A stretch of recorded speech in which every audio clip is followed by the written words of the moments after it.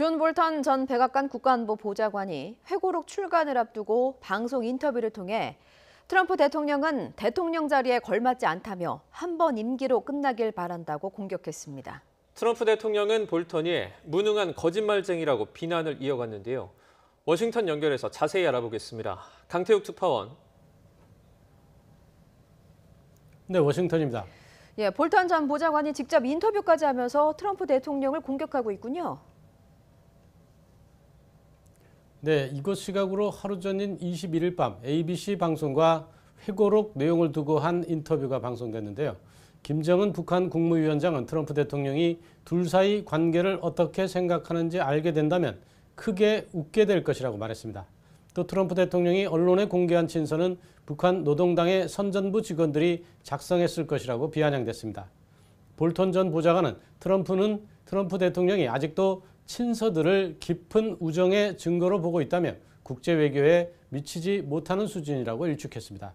때문에 트럼프 대통령이 대통령이라는 자리에 걸맞다고 생각하지 않는다며 임기가 한 번으로 끝나길 바란다고 말했습니다.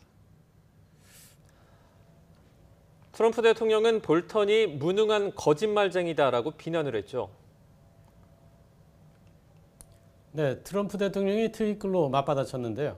볼턴에게 기회를 줬다며 제정신이 아닌 인사로 여겨졌고 호감을 얻지 못했기 때문에 상원의 인준을 받을 수 없었던 사람이라고 말했습니다.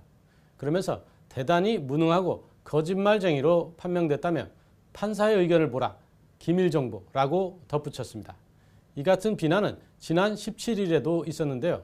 볼턴에 대해 괴짜, 바보, 전쟁광, 무능력 등의 표현을 써가며 책은 거짓말로 꾸며졌다고 비난했습니다. 네, 백악관도 볼턴 전 보좌관과 책에 대한 공격을 이어가고 있는데 회고록 수정과 삭제 요구가 400건 이상이라면서요. 네, 회고록 출간을 막기 위해 제기한 소송 과정에서 확인됐는데요. 법원에 제출한 17쪽짜리 서류를 보면 백악관은 570쪽에 달하는 회고록 내용 가운데 415곳가량의 수정과 삭제가 필요하다는 의견을 냈습니다. 한국과 북한 등 한반도 사안을 다룬 2개의 장에서만 110개가 넘는 수정과 삭제 의견을 냈습니다. 백악관은 볼턴의 주장이 미국의 입장으로 비칠 수 있고 한미 균열과 북미 관계 악화를 우려한 듯 아예 문장 자체의 삭제를 요구하는가 하면 단정적인 문장에는 내 의견이라는 식의 표현을 추가하라고 주문했습니다. 하지만 소송은 기각돼 수정 요구는 반영되지 않게 됐고 결국 출간도 막을 수 없게 됐습니다. 다만 국가 안보와 관련한 기밀사항이 있는 만큼 출간 이후 법적 책임을 둔 추가 소송 등의 후폭풍이 이어질 수밖에 없을 것이란 예상이 나오고 있습니다. 지금까지 워싱턴에서 YTN 강태규입니다.